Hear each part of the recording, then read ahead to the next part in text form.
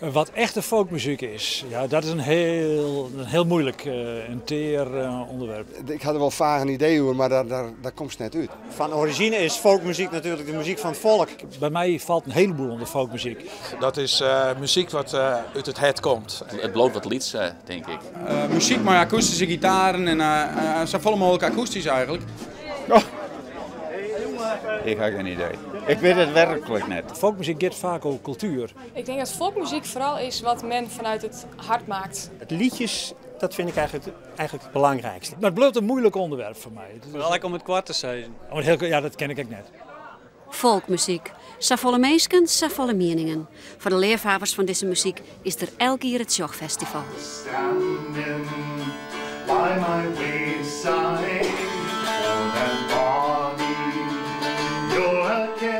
Het festival is een vereniging en elk lid mag op Sjoch spelen.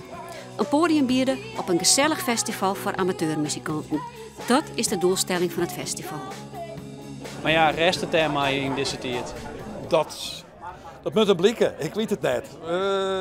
Ik ben vol vertrouwen, zolang er zoveel mensen binnen die hier spelen willen, hebben volgens mij een heel kans om het te overleven.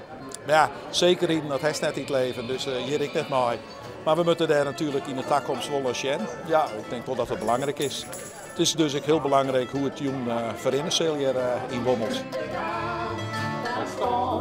Bieten siere keizer net van seks, mijn hart had gegeven, ik hasse schimmy nog van mijn vrouw. Zondag acts spelen sneun op het Sjoch. Voor het eerst zo'n 22 jaar net meer op de vertrouwde locatie in de Lawaai in Drachten. We hebben natuurlijk wel in de loop van de jaren gezien dat de animo van het Sjoch wel wat zakken is. Ja, dat is gewoon zo. En daarom is het dat is een van de redenen dat we verhuizen binnen van Drachten hier naar Wommels. Drieven naar de overkant en ik denk aan jou en tegelijk aan letten. Minder beziekers als jeder dus van het Sjoch.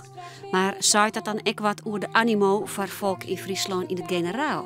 Ik denk dat Friesland een van de provincies is waar de folkmuziek toch wel ontiegelijk leeft. En waar just dat aan? Nou, met een heel soort jeugd. Die folkinvloeden we gebruiken. De oude lieden die we rondkomen. Echt heel veel professionele groepen zijn er eigenlijk niet meer. En zeker de aandacht voor het Friese, dus de streek waar je vandaan komt, is toch ook wat minder. En volgens mij gaat het hartstikke mooi. En het is, dat is echt het leuke en ook weer rond Sjoch. Dan just iedere jaar eigenlijk toch wel weer nieuwe mensen erbij komen. En iedereen wil mensen die al jaren just.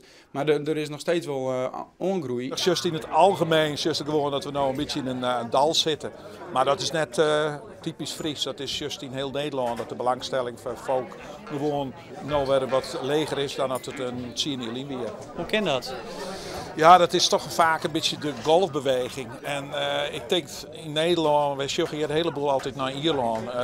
De Ierse bands zijn hier altijd heel populair geweest in Nederland.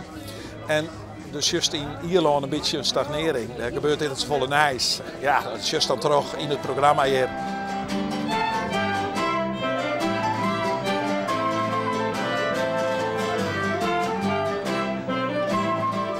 Een griezer houdt jekker om het lief.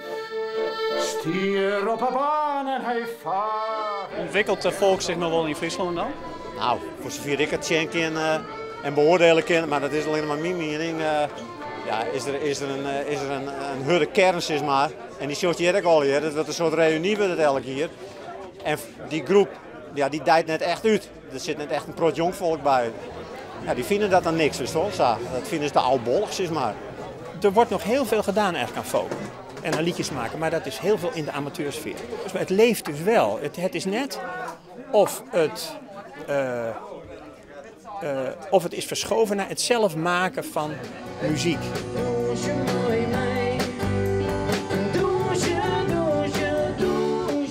Maar hoe moet het dan wel? Wat zou een oplossing wezen kunnen om de volk in Friesland weer een slinger te gaan? Wij hebben nu bezocht om een andere locatie, een nieuwe inspiratie. Nou, we hebben dit hier een tijdelijke festivalcommissie. Er moet ook wat jong bloed in, er moeten wat jongeren bij, denk ik. Dus dat we daar weer een beetje de zaak oppakken kunnen. Ja, maar folk is een beetje lastig, want het is vaak muziek dat mensen beginnen dat pas interessant te vinden als ze hier een 35, 40 binnen. Dus de jeugd, dat is gewoon wat lastig. Dat is een lastig publiek voor ons. Muzikant en oud-voorzitter Sido Martens had ik nog wel een idee. We hebben de popacademie, we hebben pop- en media opleiding. Nou, begin een folkacademie. Vreeg je, zoek contact met zo'n popacademie en zegt van, hé jongens, daar zit ik nog singer-songwriters, die ken ik wel. En die ben ik al heel en die ben ik mijn House of the Rising Sun begonnen. Van die jongens van die leeftijd of zo is het wel. En die zitten nou op die opleiding en ik denk van ja, die zullen dit misschien ook wel interessant vinden kennen. Dus het is best wel mogelijk, maar er moet gewoon een injectie komen op de een of andere manier. Of mijn talent, of mijn leuke groep, of... Ja, ik weet het ook net. Ik zit net meer in het bestuur, dus ik moet net de kop moeten breken. Zoveel mensen, zoveel meningen. De Tjoch-organisatie blijft in elk geval positief.